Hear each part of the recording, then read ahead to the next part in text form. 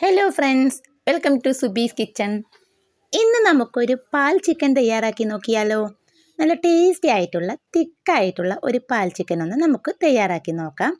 അതിനായി ഞാൻ ആദ്യം തന്നെ കഴുകി വെച്ചിരിക്കുന്ന ചിക്കനെല്ലാം ഒരു കുക്കറിലോട്ട് ഇട്ട് കൊടുത്തിട്ടുണ്ട്. ഇനി അതിലേക്ക് ഒരു 3 ടീസ്പൂൺ മുളക് പൊടിയും 1 ടീസ്പൂൺ മഞ്ഞൾപ്പൊടിയും 1.5 ടീസ്പൂൺ മല്ലിപ്പൊടിയും 1 ടീസ്പൂൺ ഗരം മസാലയും കൂടി ചേർത്ത് നന്നായിട്ടൊന്ന് മിക്സ് ചെയ്തെടുക്കാം.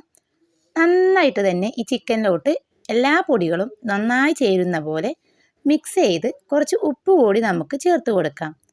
എന്നിട്ട് ഇതെല്ലാം കൂടി നന്നായിട്ടൊന്ന് മിക്സ് ചെയ്ത് കൊടുക്കാം. ഇനി ഇതിലോട്ട് വേറൊരു പൊടികളൊന്നും ചേർക്കേണ്ട ആവശ്യമില്ല. എന്നിട്ട് നമുക്കിത് ഒരു വിസിൽ വരുന്നത് വരെ നമുക്കൊന്ന് വെയിറ്റ് ചെയ്യാം.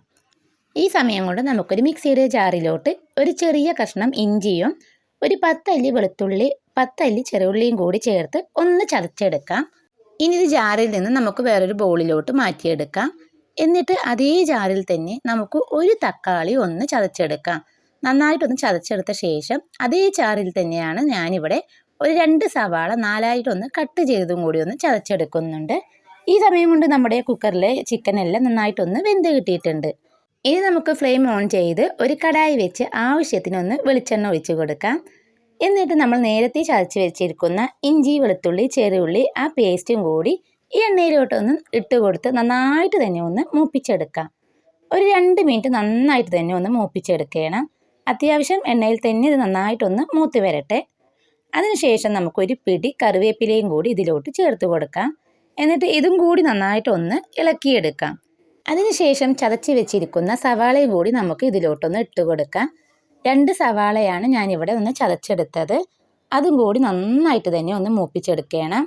ഒരു 2 മിനിറ്റ് ഇതെല്ലാം നന്നായിട്ടൊന്ന് മൂത്ത് വരണം. അതുവരെ നമുക്ക് ഇതേപോലെ ഒന്ന് ഇളക്കിയെടുക്കാം. ഇനി നമ്മുടെ ആ തക്കാളി പേസ്റ്റും കൂടി ഇതിലോട്ട് ആഡ് ചെയ്യാം. ഒരു മീഡിയം ഫ്ലെയിമിൽ വെച്ച് തന്നെ നമുക്ക് ഇത് നന്നായിട്ട് തന്നെ ഒന്ന് മൂപ്പിച്ചെടുക്കണം. എല്ലാം ആ എണ്ണയിൽ കടന്ന് നന്നായിട്ടൊന്ന് മൂത്ത് വരണം. നമുക്ക് ഈ കറി തയ്യാറാക്കുമ്പോൾ വെളിച്ചെണ്ണ എടുക്കുന്നതാണ് നല്ലത്.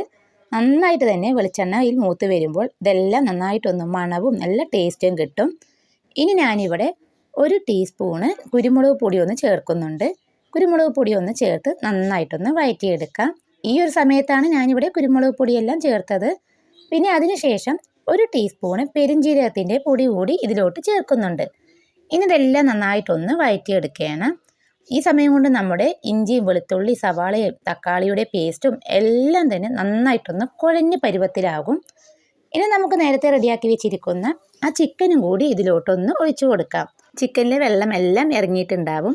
അങ്ങനെ തന്നെ നമുക്ക് ഇത് കടായിലോട്ട് ഒഴിച്ചു കൊടുക്കാം. വെറും ഒരൊറ്റ വിസിൽ മാത്രമാണ് ഞാനിവിടെ ചിക്കൻ റെഡിയാക്കാൻ വെച്ചത്. വിസിൽ വന്ന ഉടനെ തന്നെ ആ വിസിലെല്ലാം ഞാൻ കളഞ്ഞിട്ടുണ്ടായിരുന്നു. അല്ലെങ്കിൽ നമ്മുടെ ചിക്കനെല്ലാം ഉടഞ്ഞു കിട്ടും. ഇനി നന്നായിട്ടൊന്ന് ഈ വെള്ളമെല്ലാം കുറച്ചൊന്ന് നമുക്ക് വറ്റിച്ചെടുക്കാം. ഒരുപാട് വറ്റിച്ചെടുക്കരുത്, കുറച്ച് മാത്രം ഒന്ന് വറ്റിച്ചെടുക്കാം. ഒരു മീഡിയം ഫ്ലെയിമിൽ തന്നെ വെച്ച് നമുക്കൊന്ന് വറ്റിച്ചെടുക്കാം. അത്യാവശ്യം വെള്ളം കുറച്ചൊന്ന് കുറുകി വരുമ്പോൾ നമുക്ക് ഫ്ലെയിം ലോ ഫ്ലെയിമിലോട്ട് മാറ്റാം. ഒരുപാട് വെള്ളം ഇല്ലാതെ ആക്കുകയും ചെയ്യരുത്. കുറച്ച് തിക്കായിട്ടുള്ള കറിയാണ്. വെള്ളം ഒന്ന് കുറുകി വരുമ്പോൾ നമുക്ക് ലോ ഫ്ലെയിമിൽ വെച്ച് തന്നെ കുറച്ച് പാൽ ഒഴിച്ചു കൊടുക്കാം. ഒരു 1/4 കപ്പ് പാലാണ് ഞാൻ അതിലോട്ട് ഒഴിച്ചു കൊടുത്തത്. ലോ ഫ്ലെയിമിൽ വെച്ച് തന്നെ വേണം നമുക്ക് പാൽ ഒഴിച്ച് കൊടുക്കാൻ. ഇനി നമുക്ക് 2 മിനിറ്റ് ഒന്ന് ലോ ഫ്ലെയിമിൽ വെച്ച് ഇതേപോലെ ഒന്ന് ഇളക്കിയെടുക്കാം. 1 മിനിറ്റ് നമുക്ക് ഇതേപോലെ തന്നെ ഒന്ന് ഇളക്കിയെടുത്താൽ തന്നെ നമ്മുടെ കറി ഇവിടെ ഒന്ന് റെഡിയായി കിട്ടും. ഇനി നമുക്കൊന്ന് ഫ്ലെയിം ഓഫ് ചെയ്ത ശേഷം 1 സ്പൂണ് ബട്ടർ കൂടി ഇതിലോട്ട് ചേർത്ത് കൊടുക്കാം. ബട്ടർ ഇല്ലെങ്കിൽ നെയ്യ് ചേർത്താലും മതിയാവും. എന്നിട്ട് ഇത് നമുക്ക് സെർവ് ചെയ്യാവുന്നതാണ്. ഈ സമയം കൊണ്ട് തന്നെ നമ്മുടെ കറിയെല്ലാം റെഡിയായി കിട്ടിയിട്ടുണ്ടാവും. പാൽ ഒഴിച്ച ശേഷം ഒരുപാട് നേരം നമ്മൾ കുക്ക് ചെയ്യരുത്. അങ്ങനെ നമ്മൾ ടേസ്റ്റി ആയിട്ടുള്ള പാൽ ചിക്കൻ ഇവിടെ റെഡി ആയിട്ടുണ്ട്. കഴിക്കാൻ നല്ല ടേസ്റ്റി ആയിട്ടുള്ള ഒരു പാൽ ചിക്കനാണിത്. നമുക്കൊന്ന് സെർവിങ് പ്ലേറ്റിലോട്ട് മാറ്റിയെടുക്കാം. ഞാനിതാ സെർവിങ് പ്ലേറ്റിലോട്ട് മാറ്റിയിട്ടുണ്ട്. നല്ല ചൂടുള്ള പൊറാട്ടക്കും പത്തിരിക്കും ആപ്പത്തിനുമൊക്കെ പറ്റിയ അടിപൊളി കറിയാണിത്. എൻ്റെ ഈ റെസിപ്പി നിങ്ങൾക്ക് ഇഷ്ടമായിട്ടുണ്ടെങ്കിൽ തീർച്ചയായും ട്രൈ ചെയ്ത് നോക്കണം. പിന്നെ വീഡിയോ ഇഷ്ടമായാൽ ലൈക്ക് ചെയ്യാനും ഷെയർ ചെയ്യാനും, ആദ്യമായി കാണുന്നവരാണെങ്കിൽ എൻ്റെ ചാനൽ സബ്സ്ക്രൈബ് ചെയ്ത് തൊട്ടടുത്തുള്ള ബെൽ ബട്ടണും കൂടി ഒന്ന് പ്രസ് ചെയ്യാൻ മറന്നേക്കരുത്. ഫീഡ്ബാക്ക് കമൻറ്റ് ബോക്സിൽ അറിയിക്കാനും മറന്നേക്കരുത്.